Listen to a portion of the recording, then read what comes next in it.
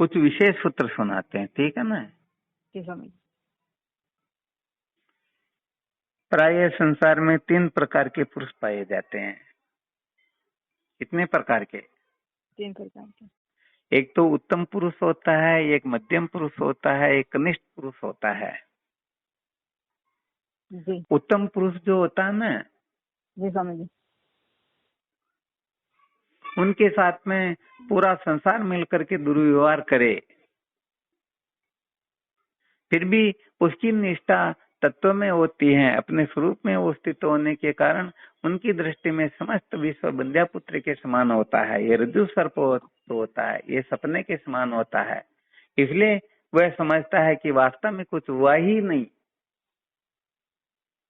ये तो जब तक स्वप्न होता है तब तक ही स्वप्न के पदार्थों का भान होता है, और जब स्वप्न से जग जाते हैं तो इनका चिंता भाव हो जाता है। इसलिए उनके ऊपर किसी का भी कुछ भी असर होता ही नहीं, वह ज्यों का त्यों अपने स्वरूप में स्थित रहता है। ये उत्तम पुरुष की बात हुई। इसके अलावा दूसरे नंबर का पुरुष जो होता है वो होता मध्यम पुरुष है।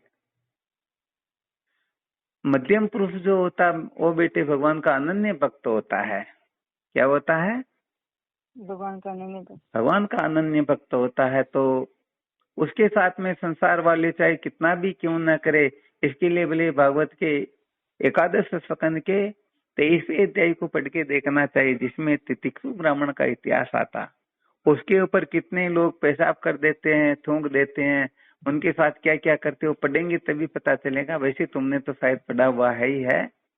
फिर भी वह इस बात को अच्छी तरह से जानता है कि जो कुछ भी हो रहा है मेरे प्रियतम की इच्छा से हो रहा है, अर्थात जो मेरे परम प्रिय जिसका मैं भक्त हूँ और जिनकी दृष्टि में मैं सदा रहता हूँ, उस ईश्वर की इच्छा से समस्त विश्व उमा दारुण योषित की न्यायी सभी नचावत राम गोसाई, अर्थात भगवान की इच्छा से समस्त विश्व कठपुतली की तरह नाच कर रहा है।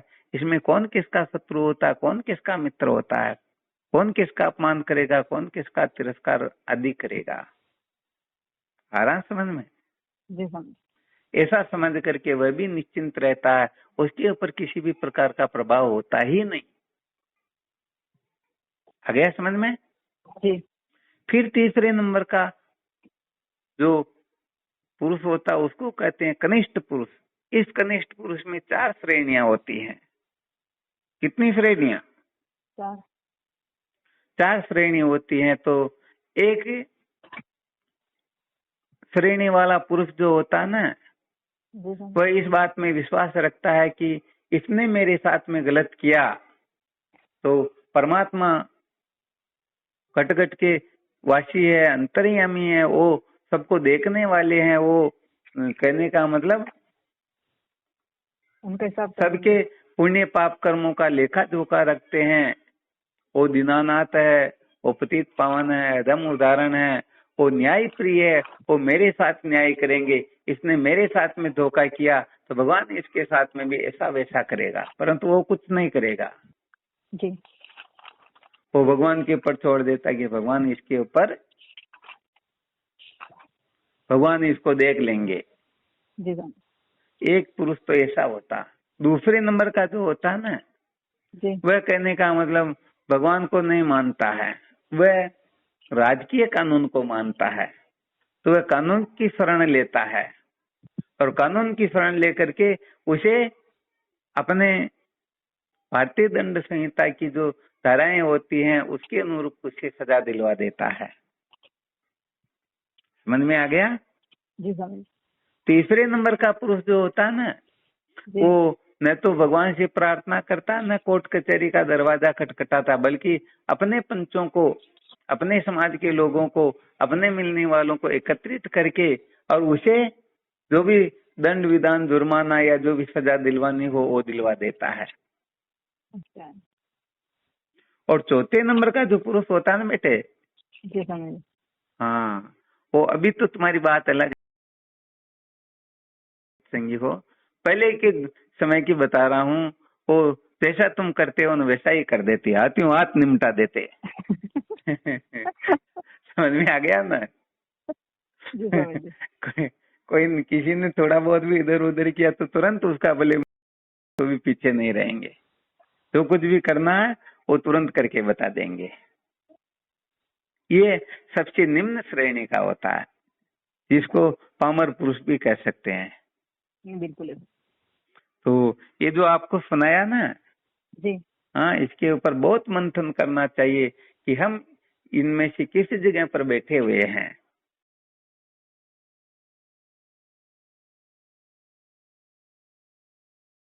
कक्षा को जो महत्व देते हैं ना बेटे, वह वेदांत विचार करने के लायक होते हैं। अथवा दूसरी श्रेणी के हैं, वो भी निश्चित रूप से ब्रह्म विचार करने की वो प्रवृत्त हो सकते हैं। ये बाकी जो है ना, ये संसारी पुरुष होते बेटे, ये क्या वेदांत विचार करेंगे। इनके जीवन का तो कोई वास्तविक लक्ष्य भी नहीं होता है। ये तो ऐसे ही जन्मते मरते, क्योंकि ये संसार को पूर्ण रूप से सत्य समझते हैं। सत्य समझते हैं, इसीलिए तो अपने मान अपमान को सत्य समझते हैं। बिल्कुल है स्वामी जी। वरना तो संसार के अंतर्गत पता नहीं क्या का क्या हो रहा है। यदि हम इसको मिथ्या समझ ले, सपने के समान समझ ले, तो वास्तव में होता हुआ भी कुछ हो रहा है क्या। बहुत सारे गठ बनते हैं, बिखरते, नीचे गिरते, सीधे होते हैं, उल्टे होते हैं। हाँ, किनकी परवाह करें बेटे।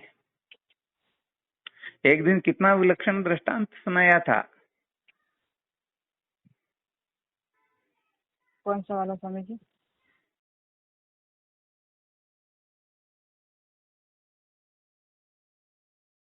करने फिर जी स्वामी। तो कुल मिलाकर के जो जगत को सत्य समझते हैं, वही बावड़े होकर के सचमुच में अपने जीवन को व्यर्थ बर्बाद कर देते हैं। तो वेदांत के जिज्ञासु होते हैं ना बेटे, वो यहाँ ज्यादा नहीं अटकते हैं। ठीक व्यवहारिक सत्ता है तो, परंतु इतना पागल नहीं होते हैं कि हम जीवन को यही बर्बाद कर दें। बिल्कुल है स्वामी। तो अपने को धीरे धीरे धीरे धीरे मध्यम पुरुष की जगह और फिर उत्तम पुरुष की जगह पर अपने को लाना है, उस जगह तक अपने को पहुंचना है। बिल्कुल है स्वामी। हाँ, ये अवश्य है कि सचमुच में धर्म का नाश हो रहा हो तब बात कुछ और होती है। उस समय तो वास्तव में हिंसा भी सचमुच में हिंसा होती है, परंतु छोटी छोटी बातों के लिए पागल होकर के संसार अरण्य में भटके तो ये कोई समझदारी नहीं होती है। बिल्कुल है स्वामी। मानव जीवन इसके लिए तो थोड़ी बना है। हाँ, इसलिए सदा सर्वदा बेटे ध्यान रखना चाहिए कि हम सचमुच में समस्त विश्व को वंद्या पुत्र के समान समझे, रज्जु सर्पवत समझे, स्वपन के समान समझे। जब हम स्वपन के समान समझ लेंगे तो सचमुच में ये सारी की सारी क्रिया चेष्टाएं बाधित हो जाएगी, इनका कोई औचित्य नहीं रहेगा। हाँ, इनका कोई विशेष थोड़े रहेगा क्या। बिल्कुल। हाँ, तो कुल मिलाकर के थोड़ी विवेकवर्ती अपने जीवन में जागृत रहे। ये विवेकवर्ती अपने को अविद्या के बंधन से मुक्त करती है, वरना सचमुच में करने से कर्तापना नहीं छूटता है, भोगने से भोगतापना नहीं छूटता है, छोड़ने से प्रिचिंता नहीं छूटती है। अरे हम जिनको छोड़ना चाहते हैं वो तो सदा सदा के लिए अपने भीतर ही बसी रह जाती है। हम उनको कुटस्थ कर लेते हैं, उनके पीछे पागल हो जाते हैं। तो क्या यही जीवन का सार है क्या इसी के लिए मनुष्य जन्म मिला हुआ है क्या। हम अपने को आपको दे ही तो समझ रहे हैं, दे के धर्मों को सच्चा समझ करके तो पागल हो रहे हैं। जी स्वामी। हाँ, इसलिए वेदांत विचार जीवन का सार है। वेदांत विचार के सामने किसी का कोई औचित्य नहीं होता, इसलिए सबको सम्यक प्रकार से गेट आउट कर देना चाहिए और केवल मात्र ब्रह्म विद्या को ही महत्व देना चाहिए। ये जीवन का सार होता है। ये जिनके समझ में आ गया ना, वही अपने जीवन को धन्य बना पाएगा, वही कृतार्थ हो पाएगा। वरना ये जन्म मृत्यु की श्रृंखला कभी भी पीछा छोड़ने वाली है ही नहीं। विचार करके देखो, सोने से बना जेवर स्वर्ण का रूप होता या नहीं होता। बिल्कुल स्वामी जी। तो भगवान से बना हुआ जगत भगवान का ही तो स्वरूप है जी। तो वास्तव में हम इस रहस्य को नहीं पहचानते हैं, वरना इस संसार में भगवान के सिवाय, आत्मा के सिवाय, ब्रह्म के सिवाय, अपने सिवाय कोई दूसरी वस्तु है ही नहीं। हम ही करने कराने वाले होते हैं, हम ही भोगने भुगाने वाले होते हैं। यहाँ चोर भी हम होते हैं, पुलिस भी हम होते हैं, कोर्ट भी हम होते हैं, और वकील भी हम होते, मजिस्ट्रेट भी हम होते, सजा भी हम होते, भुगतने वाले भी हम ही होते, सब हम ही हम होते। हमारे सिवाय कोई दूसरा है ही नहीं।